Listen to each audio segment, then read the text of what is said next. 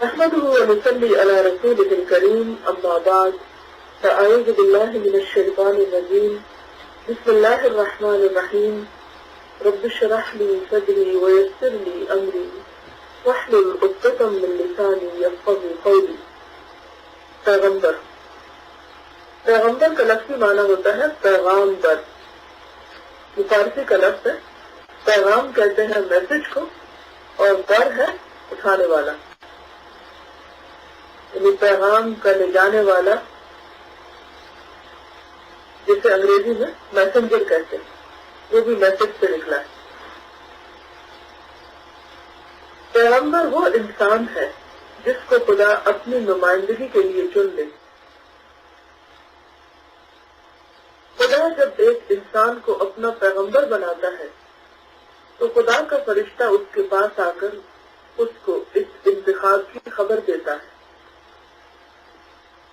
یعنی طریقہ کیا ہوتا ہے کہ اللہ تعالیٰ اس کے پاس ایک فرشتہ بھیجتے ہیں، اور فرشتہ آ کر اس کو بتاتا ہے کہ اللہ تعالیٰ نے آپ کو چن لیا ہے اپنے کام کے لیے۔ اس طرح اس کو یہ یقین ہو جاتا ہے کہ میں خدا کا پیغمبر ہوں۔ اس کے بعد فرشتہ کے ذریعے خدا اس پر اپنی تعلیمات اتارتا ہے تاکہ وہ ان تعلیمات سے تمام انسانوں کو باخبر کر دے۔ پیغمبر گویا خدا اور انسان کے درمیان ہوتا ہے۔ پیغمبر خدا اور انسان کے درمیان ہوتا ہے، اور خدا اور پیغمبر کے درمیان کون ہوتا ہے؟ فرشتہ۔ تو گویا یہ ایک چین بن جاتی ہے، وہ خدا سے لے کر انسانوں تک پہنچاتا ہے، یعنی اللہ کا پیغام لا کر انسانوں تک پہنچا دیتا ہے۔ یہ بات ہمیں قرآن مجید کی کچھ آیات سے بھی پتہ چلتی ہے۔ اللہ تعالیٰ قرآن پاک میں فرماتے ہیں، اللہ یستفی من الملائکۃ رسلا، اللہ یستفی من الملائکۃ رسلا ومن الناس ان اللہ سمیع بصیر۔ سورۃ الحج آیت نمبر 75 ہے۔ اس کا ترجمہ ہے، فرشتوں میں سے اور انسانوں میں سے رسولوں کو اللہ ہی چھانٹ لیتا ہے، بے شک اللہ تعالیٰ سننے والا دیکھنے والا ہے۔ اس کا مطلب یہ ہے کہ اللہ تعالیٰ پیغمبروں میں سے تو رسول بناتا ہے، لیکن پیغمبروں کے پاس پیغام پہنچانے کے لیے بھی پیغامبر ہیں، اور وہ فرشتے ہیں۔ اس پیراگراف سے ایک اور بات ہمیں یہ بھی پتہ چلتی ہے کہ تمام انبیاء انسان تھے، کیونکہ اگر آپ پہلی لائن کو دیکھیں نا، پیغمبر وہ انسان ہے۔ جیسے کہ اس سے پہلے ہم جان چکے کہ اللہ تعالیٰ کی جاندار مخلوقات جو ہیں وہ ان میں سب سے افضل انسان ہے، پھر فرشتے ہیں، پھر جنات ہیں، اور اسی طرح پھر حیوانات وغیرہ بھی آتے ہیں جو کہ غیر عاقل ہیں۔ تو عاقل مخلوقات تین ہی ہیں، انسان، فرشتے اور جنات۔ تو پیغمبر جو ہے وہ انسانوں کی کیٹیگری سے تعلق رکھتے ہیں۔ بہت سے لوگ اس جھگڑے میں پڑے رہتے ہیں کہ پیغمبر نور سے بنتے ہیں یا مٹی سے بنتے ہیں یا کس چیز سے۔ حالانکہ یہ کوئی جھگڑے کی بات نہیں، اور نہ ہی ایسے جھگڑوں میں مبتلا ہونا چاہیے۔ بات یہ ہے کہ چونکہ پیغام انسانوں کے پاس آتا ہے تو اللہ تعالیٰ نے انسانوں میں سے ہی پیغمبروں کو چنا ہے، جنات میں سے نہیں، اور اسی طرح فرشتوں میں سے نہیں۔ کیونکہ قرآن پاک میں واضح طور پر آتا ہے کہ اگر زمین پر فرشتے بستے تو اللہ تعالیٰ فرشتوں کو پیغمبر بنا کے بھیجتے، یعنی وہ نورانی مخلوق ہے، انسان جو ہے وہ خاکی مخلوق ہے، اور جنات ناری مخلوق ہے، یعنی آگ سے بنے ہیں۔ تو چونکہ زمین پر خاکی مخلوق ہے، یعنی انسان ہے، تو پیغمبر بھی انسانوں میں سے آئے۔ اگر زمین پر نورانی مخلوق ہوتی ہے، یعنی فرشتوں کی، تو پھر فرشتے آ جاتے۔ اور بعض لوگ یہ سمجھتے ہیں کہ شاید اس طرح کسی پیغمبر کی توہین ہوتی ہے، نعوذ باللہ، اگر یہ سمجھا جائے کہ وہ خاکی مخلوق ہے، یعنی وہ انسان ہے۔ یہ صرف سوچ کی بات ہے، حالانکہ اس بات پر اگر غور کیا جائے تو ہم اچھی طرح جان سکتے ہیں کہ اللہ تعالیٰ نے فرشتوں کو نورانی ہونے کے باوجود آدم علیہ السلام کے سامنے جھکنے کا حکم دیا. تو اس طرح آدم علیہ السلام کی فضیلت فرشتوں پر ثابت ہو گئی. تو جتنے بھی پیغمبر ہیں یہ سب چنے ہوئے لوگ ہوتے ہیں، ان کی اپنی ایک فضیلت ہے، اور ان میں سے بعض کو بعض پر اللہ سبحانہ تعالیٰ نے چنا، جیسے کہ تیسرے پارے کے آغاز میں آتا ہے تلک الرسل فضلنا بعضهم علی بعض، یہ رسول ان کو ہم نے بعض کو بعض پر فضیلت دی. تو بات یہ ہے کہ ہم سب کا یہ عقیدہ ہونا چاہیے اور یقین ہونا چاہیے کہ پیغمبر انسانوں میں سے آئے ہیں. پھر ایک اور بات جو یہاں پتہ چل رہی ہے وہ یہ کہ پیغمبر انسانوں کے پاس اللہ کی تعلیمات لے کر آتے ہیں، انسانوں کو خبردار کرنے کے لیے آتے ہیں. اور قرآن مجید سے ہمیں یہ بات بھی پتہ چلتی ہے کہ اللہ تعالیٰ نے جتنے بھی رسول بھیجے ہیں وہ بندوں کو آ کر ان کا بھولا ہوا سبق یاد دلاتے ہیں کہ انہیں کس مقصد کے لیے پیدا کیا گیا. فرمایا وَلَقَدْ بَعَثْنَا فِي كُلِّ أُمَّةٍ رَسُولًا أَنِ اعْبُدُوا اللَّهَ وَاجْتَنِبُوا الطَّاغُوتَ، اور ہم نے ہر قوم میں رسول بھیجا کہ اللہ کی عبادت کرو اور طاغوت سے دور رہو، یعنی شیطان کی بندگی سے بچو، دوسرے معبودوں کی بندگی سے بچو اور صرف اللہ کے بندے بن جاؤ. تو ہم سب کے لیے بے حد ضروری ہے کہ ہم اس بات کو یاد رکھیں کہ پیغمبروں کی آمد کا مقصد کیا تھا. اب دیکھیں کہ آج کل کے دور میں جو کمیونیکیشن کا دور ہے اور ہر طرف نیٹ ورکنگ ہے اور مواصلاتی رابطے ہیں، اور ہم سب اس نیٹ ورکنگ کی اہمیت کو سمجھتے ہیں اور مختلف طرح کی جو کمیونیکیشن کے ذرائع ہیں ان کو بھی سمجھتے ہیں. تو آپ پیغمبری کی ضرورت کو اسی طرح سمجھ لیں کہ پیغمبر دراصل ایک رابطہ ہے، ایک ذریعہ ہے اللہ تعالی اور بندوں کے درمیان، اور فرشتے اسی طرح ایک کمیونیکیشن اور رابطے کا ذریعہ ہے اللہ اور رسولوں کے درمیان. پھر یہ لکھتا ہے کہ خدا نے انسان کو عقل دی ہے، وہ اس کے ذریعے ظاہری باتوں کو سمجھ سکتا ہے، یعنی جو دنیا میں نظر آتا ہے، مثلاً پہاڑ، دریا، سمندر، پودے، درخت وغیرہ. تو یہ جتنی بھی ظاہری چیزیں ہیں ان کے اوپر انسان غور و فکر کر سکتا ہے، کس کے ذریعے؟ عقل کے ذریعے. مگر بہت سی باتیں وہ ہیں جن کو جاننے اور سمجھنے کے لیے صرف ظاہری علم کافی نہیں ہے. خود موجودہ دنیا کے بارے میں زیادہ گہری حقیقتیں انسان کی اپنی گرفت میں نہیں آتی، یعنی اس دنیا میں بظاہر جو چیزیں ہمیں نظر بھی آتی ان کی حقیقت اور بعض اوقات ان کے اندر پائی جانے والی حکمتیں جو ہیں وہ بھی انسان کی عقل میں نہیں آتی. عقلی گرفت کا مطلب گرفت ہو تو پکڑے نہیں، عقل ان کو گراسپ نہیں کر پاتی. اور جہاں تک خدا اور عالم آخرت کا معاملہ ہے وہ مکمل طور پر نہ دکھائی دینے والی دنیا سے تعلق رکھتا ہے، یعنی نہ ہمیں اللہ تعالیٰ نظر آتے ہیں اور نہ آخرت نظر آتی ہے. یہ دونوں کیا ہیں؟ مکمل طور پر نہ دکھائی دینے والی دنیا کی حقیقتیں. اس بنا پر وہ انسان کے عقلی ادراک سے باہر. ادراک ہوتا پرسپشن، گویا انسان اپنی عقل اور اپنی سمجھ سے ان کو پرسیو نہیں کر سکتا، ان کو نہیں جان سکتا. اور بہرحال ان چیزوں کو وجود بھی ہے. پیغمبر یہ کرتا ہے کہ وہ انسان کی اس کمی کو پورا کرتا ہے. یعنی پیغمبروں کی ضرورت کیوں رہتی ہے؟ کہ انسان کو ان چیزوں کے بارے میں تعلیم دے. اور یہ بالکل سمجھ میں آنے والی بات ہے کہ جس طرح انسان کی اور مختلف مادی ضروریات ہیں، جیسے کھانا پینا اس کی ضرورت ہے، یا گھر ضرورت ہے، یا گاڑی ضرورت ہے، تو اللہ تعالیٰ نے انسانوں میں بہت سے ایسے ذہن پیدا کیے ہیں کہ جنہوں نے دوسرے انسانوں کے لیے بہت سی سہولیات فراہم کر دی. ان میں سے بہت سے انجینئرز ہیں، بہت سے ڈاکٹرز ہیں، بہت سے لوگ اور مختلف پیشوں سے تعلق رکھتے ہیں. تو یہ تمام پیشہ ور افراد ایک سوسائٹی کی ضرورت ہوتے ہیں.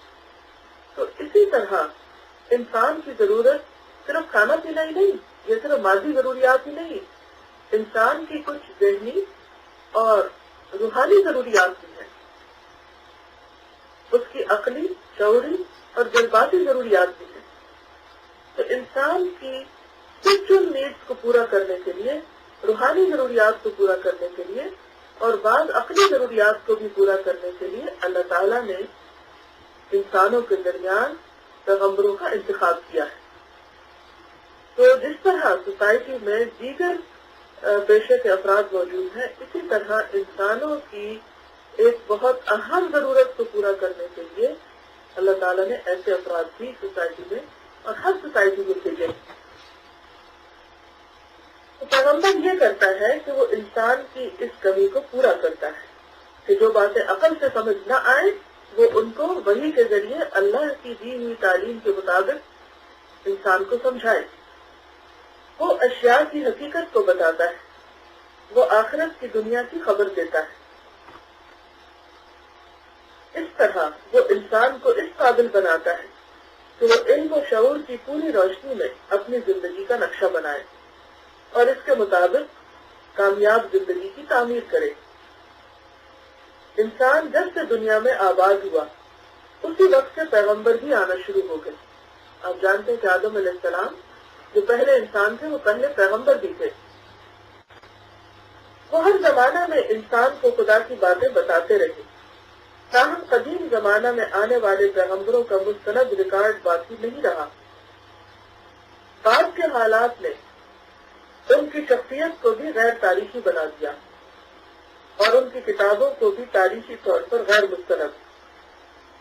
یہاں ایک اور بات ہمارے سامنے آ رہی ہے کہ اگرچہ ہر زمانے میں پیغمبر رہے لیکن ان پیغمبروں کا مستند ریکارڈ باقی نہیں رہا۔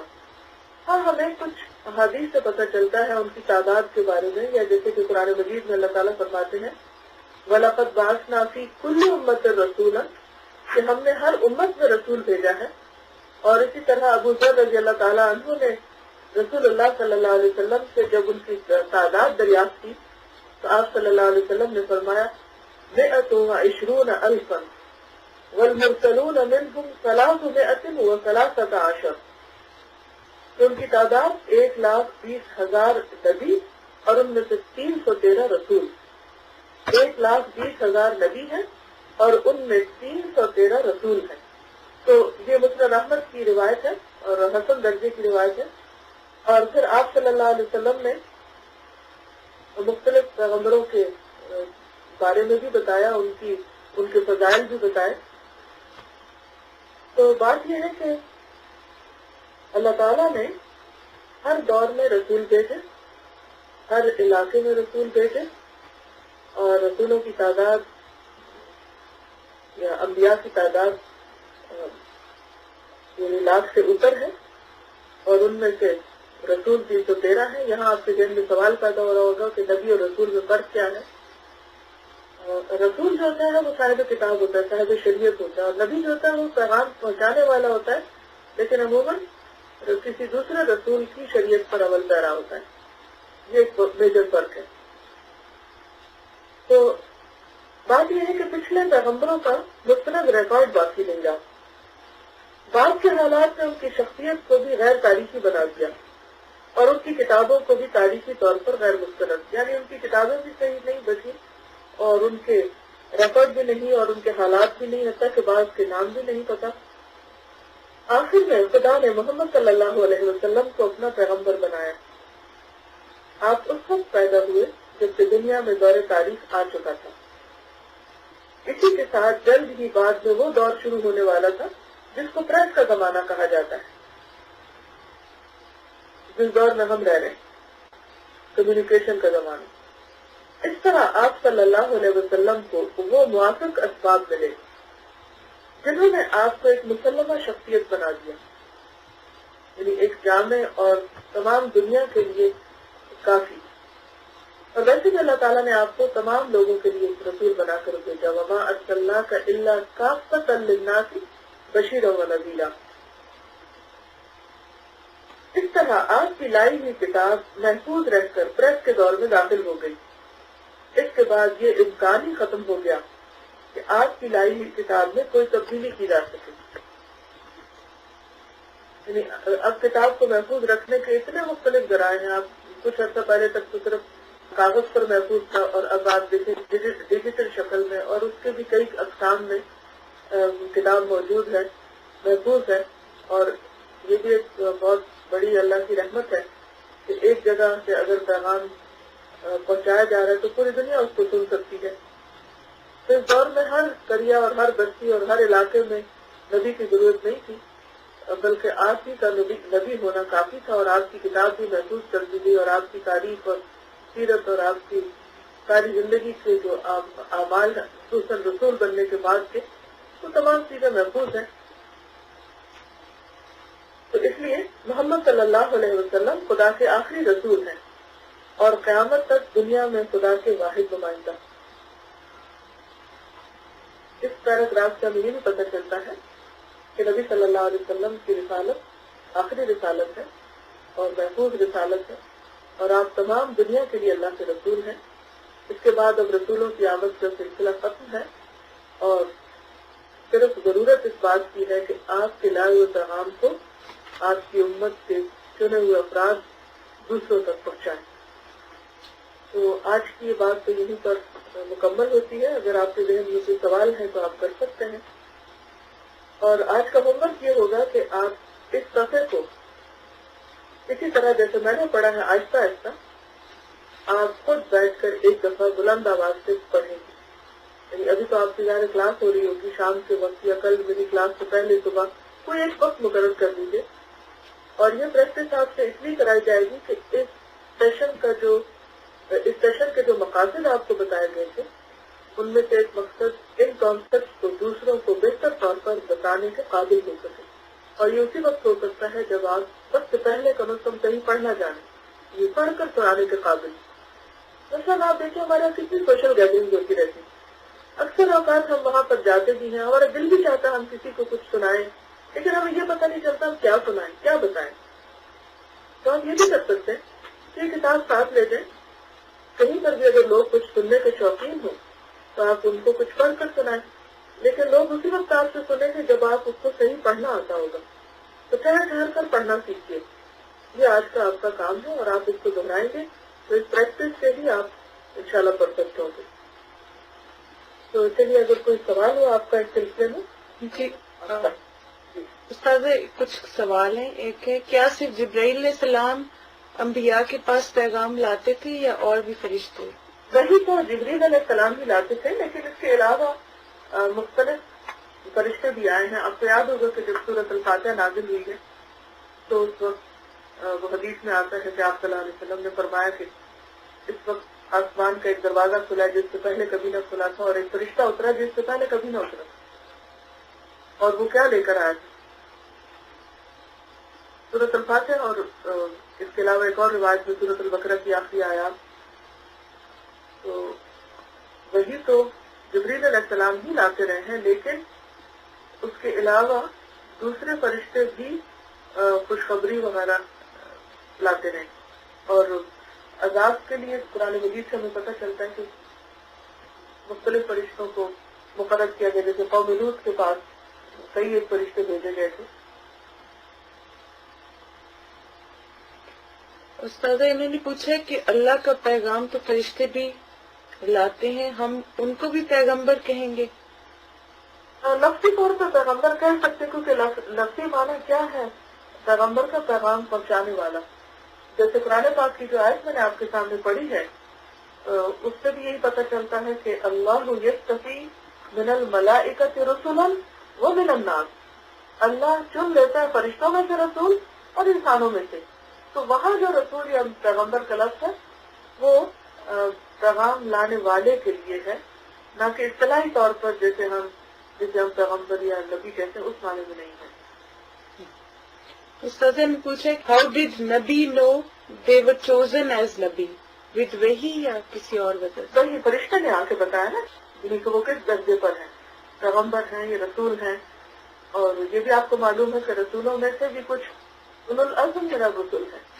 اور موسیٰ علیہ السلام کے پاس فرشتہ نہیں بھیجا گیا تھا، موسیٰ علیہ السلام سے اللہ تعالیٰ نے براہ راست خود خطاب کیا تھا. اور اس کی تفصیلات قرآن پاک میں موجود ہے کہ کوہ طور پر جب آپ کو بلایا گیا اور آپ بلکہ خود آپ کی تلاش میں نکلے تھے، وہ مشہور ہے نا کہ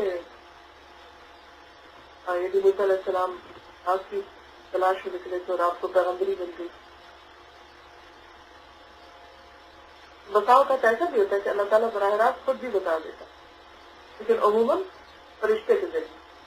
استاد یہ 4-5 لوگوں کا سیم ہی سوال ہے کہ رسول اور نبی میں فرق جو ہے وہ ان کو سمجھ نہیں آیا، تو اس کو ذرا سا اگر اور ایکسپلین کرتے۔ ہاں، یہ اکثر لوگوں کو کنفیوژن رہتی ہے۔ اصل میں اس بارے میں کئی ایک آرا بھی ہیں۔ مثلاً بعض کہتے ہیں کہ نبی اور رسول میں فرق یہ ہے کہ نبی وہ ہے جس کی طرف وحی کے ذریعے شریعت نازل ہو لیکن اسے تبلیغ کا حکم نہ دیا گیا ہو، اور رسول وہ جسے شریعت ملے اور اسے تبلیغ کا حکم بھی دیا گیا ہو۔ لیکن یہ بات کچھ صحیح نہیں معلوم ہوتی، یعنی یہ ایک رائے موجود ہے، لیکن بات یہ ہے کہ جتنے بھی رسول اور نبی آئے ہیں ان کا کام ہی یہی ہے کہ وہ لوگوں کو صحیح راہ بتائیں، تو پھر یہ کیسے ہو سکتا ہے کہ ان کو تبلیغ کا حکم نہ ہو؟ اصل فرق یہ ہے کہ رسول صاحب شریعت ہوتا ہے اور نبی جو ہے دوسرے رسول کی شریعت یا اس کے پاس جو کتاب ہوتی ہے اس کو وہ آگے لے کے چلتا ہے۔ اور قرآن پاک میں بعض رسولوں کو رسول اور نبی بھی کہا گیا ہے۔ اس سے یہ پتہ چلتا ہے کہ ہر رسول نبی تو ہوتا ہے لیکن ہر نبی رسول نہیں ہوتا۔ رسول ایک درجہ ابو سمجھیے کہ جو صاحب کتاب ہے، صاحب شریعت ہے، اور رسولوں میں جو اولو العزم ہیں وہ 5 ہیں، اور قرآن پاک میں آتا ہے نا فاصبر کما صبر اولو العزم من الرسل، اور وہ کون ہے؟ محمد صلی اللہ علیہ وسلم، دوسرے ہیں ابراہیم علیہ السلام، تیسرے ہیں موسیٰ علیہ السلام، چوتھے ہیں نوح علیہ السلام، اور پھر 5ویں ہیں عیسیٰ ابن مریم۔ یہ اولو العزم من الرسل ہے، یعنی ان کا پھر رسولوں میں سے، تمام رسولوں میں سے درجہ بلند ہے۔ ابھی اگر آپ مسند احمد کی اس حدیث کو لیں تو 1,20,000 پیغمبر، ان میں سے 313 رسول، 313 رسولوں میں سے 5 اولو العزم، اور ان اولو العزم میں سے پھر محمد رسول اللہ صلی اللہ علیہ وسلم جو ہے وہ آخری نبی اور رسول، یعنی آپ پر آ کر پھر وہ ایک طرح سے آپ ٹاپ پر ہیں اور آپ پر نبوت بھی ختم ہو گئی۔ سر انہوں نے کہا کہ تھوڑا ارریلیونٹ ہے، لیکن یہ کہ جیسے حضرت موسیٰ علیہ السلام کے بارے میں بھی ہمیں پتہ چلتا ہے ان کو کتاب کیسے دی گئی، اور نبی صلی اللہ علیہ وسلم کے بارے میں بھی، لیکن عیسیٰ علیہ السلام کے بارے میں پتہ نہیں چلتا کہ ان کو بائبل کیسے دی گئی۔ لیکن یہ انڈرسٹوڈ ہے کہ تمام رسولوں کے پاس جبریل علیہ السلام آتے رہے ہیں، اور پھر یہ کہ بعض اوقات عذاب بھی وہی لاتے رہے ہیں۔ اسی لیے بنی اسرائیل جو تھے وہ جبریل علیہ السلام کے بڑے مخالف بھی تھے، جس پر پہلے پارے میں آپ پڑھیں گے کہ قُلْ مَنْ كَانَ عَدُوًّا لِجِبْرِيلَ، کہہ دیجیے کہ جو بھی جبریل کا دشمن ہو چکا، اور وہ دشمنی اسی وجہ سے تھی کہ وہ ایسے احکامات لے کر آئے تھے جو ان کی مرضی یا ان کی خواہش کے خلاف تھے۔ استاد جبریل علیہ السلام پہ تو جیسے کرسچین بھی بلیو کرتے ہیں نا، جی ہاں، اور یہ استاد ایک اور ان کا سوال ہے کہ کیا آج بھی کسی بزرگ وغیرہ پر وحی آ سکتی ہے، کیونکہ کچھ لوگ اس طرح کی باتیں کرتے ہیں؟ نہیں، وحی کا سلسلہ بند ہو گیا ہے۔ ہاں، الہام اللہ تعالیٰ کسی کو بھی کر سکتے ہیں، اور موسیٰ پر بھی الہام ہوا تھا، حالانکہ وہ نبی نہیں تھی۔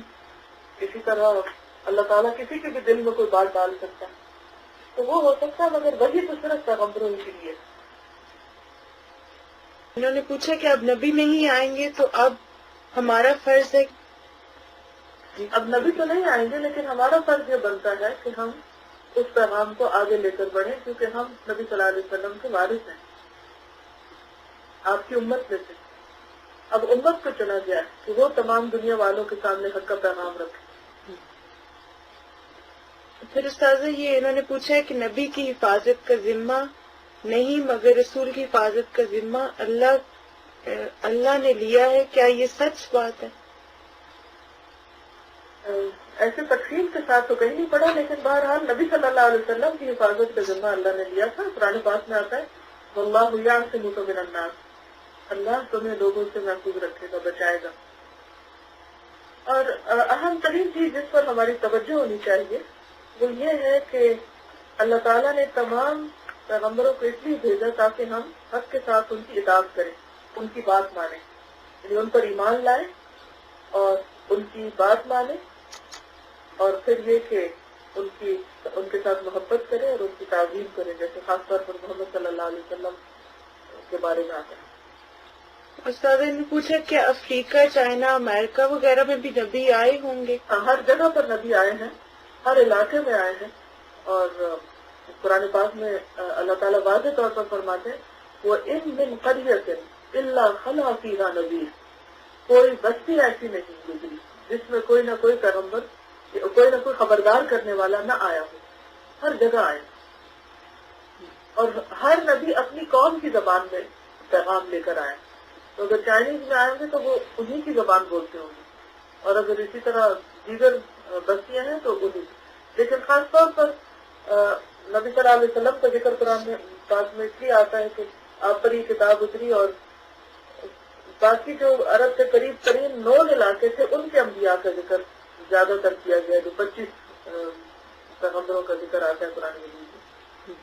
ایک اور چیز یہ یاد رکھیے کہ کسی وقت انسان نبی کہتا ہے، کسی وقت رسول کہتا ہے، تو دونوں انٹرچینجبلی نبی صلی اللہ علیہ وسلم کے لیے استعمال کیے جا سکتے ہیں، کیونکہ آپ رسول بھی تھے اور نبی بھی تھے۔ دادا نے پوچھا کیا جنات پر بھی نبی آئے ہیں، کیونکہ آپ نے بتایا کہ وہ بھی عقل رکھنے والی مخلوق ہے؟ کہ جب انسانوں سے پہلے جنات زمین پر تھے تو اللہ تعالیٰ نے ان کی ہدایت کا بھی انتظام کیا۔ آج اگر کوئی نبوت کا دعویٰ کرے تو ہمیں اس سچویشن کو کیسے ہینڈل کرنا چاہیے؟ ہینڈل کیا کرنا چاہیے؟ بس اس کو اہمیت نہ دیں، کیونکہ اصل چیز تو یہ ہے کہ اللہ تعالیٰ نے قرآن پاک میں واضح طور پر بتا دیا، اور جیسا کہ ابھی میں نے آپ کو اسی کتاب میں سے پڑھ کر سنایا ہے کہ آپ صلی اللہ علیہ وسلم کی رسالت جو تھی وہ ایک ایسے دور میں آئی کہ جہاں اب مزید ہر بستی اور ہر جگہ پر رسول کی ضرورت نہیں رہی، یعنی کہ ایک گلوبل ولیج بن گیا ہے پوری دنیا، اور آپ کا پیغام بھی محفوظ ہے۔ اور ویسے بھی پچھلے انبیاء نے نبی صلی اللہ علیہ وسلم کی آمد کا ذکر کیا، لیکن قرآن مجید میں ہمیں آپ کے بعد کسی اور نبی کے آنے کا ذکر نہیں ملتا، کہ ہمیں کہا گیا کہ اے لوگوں کہ محمد صلی اللہ علیہ وسلم کے بعد اگر کوئی اور رسول آنے والا ہو تو اس کو بھی ماننا، کیونکہ کسی کو رسول ماننا یا نہ ماننا اس کا تعلق ایمان سے ہے، اور اللہ تعالیٰ اس کو بھول تو نہیں سکتے کیونکہ ہمیں بتانا بھول جائیں کہ ہم آئندہ کسی اور نبی کو اگر ماننا تھا تو ہم لا علمی میں نہ مانے اور ہم گناہگار ہو کے دنیا سے جائیں۔ تو بات یہ ہے کہ یہ ہم غلط بات ہے، اس کی کوئی حقیقت نہیں ہے، کیونکہ ضرورت ہی نہیں، کسی نئے نبی یا رسول کی ضرورت ہی نہیں۔ نیا نبی اور رسول اس وقت آتا ہے جب پچھلے پیغمبر کی تعلیمات مٹ چکی ہو یا ان میں تبدیلی ہو چکی ہو، تو جب ایسا نہیں ہے تو پھر ایک نئی رسالت کی ضرورت ہی کیا ہے؟ پھر اس کے لیے تو اتنا ہی کافی ہے کہ جو کچھ نبی صلی اللہ علیہ وسلم چھوڑ کر گئے اسے آگے پہنچایا جائے، کیونکہ پچھلے انبیاء نے بھی تو یہی کیا کہ ان سے پہلے جو رسول تھے ان رسولوں نے جو کچھ پیغام، جو شریعت چھوڑ کے گئی ہے کتاب، ان کو آگے پہنچایا۔ تو اسی طرح رسول اللہ صلی اللہ علیہ وسلم ہمارے لیے جو کچھ چھوڑ کر گئے ہیں اسے ہم آگے پہنچائیں، اور اس کے لیے اب نبی بننے کی ضرورت نہیں ہے، بلکہ اس پیغام کو جو آپ پر ہے اسے آگے پہنچانے کی ضرورت ہے۔ اور یہ بات بھی معلوم ہے آپ کو کہ حضرت ام ایمن کے پاس جب حضرت ابو بکر اور حضرت عمر گئے تھے تو وہ رو پڑی، اور ان دونوں کو بھی رلایا، اور کیا کہا؟ انہوں نے پوچھا کہ کیوں روتی ہیں آپ؟ تو انہوں نے کہا کہ میں اس لیے روتی ہوں کہ اب آسمان سے وحی کا سلسلہ بند ہو گیا، وحی کا سلسلہ جو ہے وہ بند ہو چکا ہے اور اس کی ضرورت بھی نہیں ہے۔ الحمدللہ ہم نے پیغمبر کے بارے میں پڑھا، تو اگر آپ میں سے کوئی اس مطالعے کی روشنی میں اپنا کوئی واقعہ، کوئی چیز شیئر کرنا چاہے، اور جو ہوم ورک میں نے دیا تھا اس کا کیا لاؤڈ ریڈنگ کی؟ جی الحمدللہ وہ تو سب نے کیا ہے۔ اس سے کیا فائدہ ہوا؟ کیسا لگا پڑھ کے؟ یہ کہتی پڑھنے سے کانسیپٹس بہت کلیئر ہوئے، خود بہت اچھا سمجھ میں آیا، گڈ۔ اور پڑھنے میں روانی آئی جب پڑھا اونچی آواز میں۔ تو بالکل کوئی بھی کام آپ جب بار بار کریں گے تو اسی سے سیکھیں گے۔ سیکھنے کے لیے تکرار بہت ضروری ہے، اور ہر کام کرنے سے آتا ہے، صرف سوچنے سے کچھ بھی نہیں ہوتا جب تک آپ اسے کر نہ ڈالیں۔ इंशाल्लाह अगर आप हर हफ्ते 2 लेसन भी इसी तरह पढ़ते रहे तो आपको बहुत फायदा होगा और एक दिन आपके पढ़ने में इतनी रवानी होगी कि कहीं भी किसी को कुछ अच्छी बात बताने में सुनाने में कोई झिझक नहीं रहेगी। तो असल मकसूद यही है कि आपकी झिझक खत्म की जाए। उम्मा लिखती हैं कि इन्होंने जब रीडिंग की पढ़ते वक्त तो इन्होंने जो आपने बातें बताई थी वो भी बीच में थोड़ी ऐड की। एलेबोरेटेड रीडिंग थी इनकी। हाँ जी। और फिर यास्मीन कहती हैं कि जब इन्होंने रीडिंग की तो इनको पर्पस ऑफ लाइफ जो है वो समझ आया। गुड। और फिर ये लिखती हैं कि I try to understand my self that after नबी सल्लल्लाहु अलैहि वसल्लम we have to do this job इंशाल्लाह। इंशाल्लाह। गुड। ये कहती हैं कि इन्होंने अपनी फ्रेंड के कॉन्सेप्ट क्लियर किया तो इनको इस लेक्चर से ये हेल्प हुई कि उसका कॉन्सेप्ट क्लियर किया इन्होंने। अल्हम्दुलिल्लाह। और ये एक और स्टूडेंट ने लिखा है कि I try to read Urdu letters which I don't know. इसके साथ ही मैं इजाजत चाहती हूँ। अस्सलामु अलैकुम व रहमतुल्लाहि व बरकातुहू। सुब्हानकल्लाहुम्मा व बिहम्दिका नशहदु अल्ला इलाहा इल्ला अंता नस्तगफिरुका व नतूबु इलैक। अस्सलामु अलैकुम। वालेकुम जज़ाकल्लाह खैर।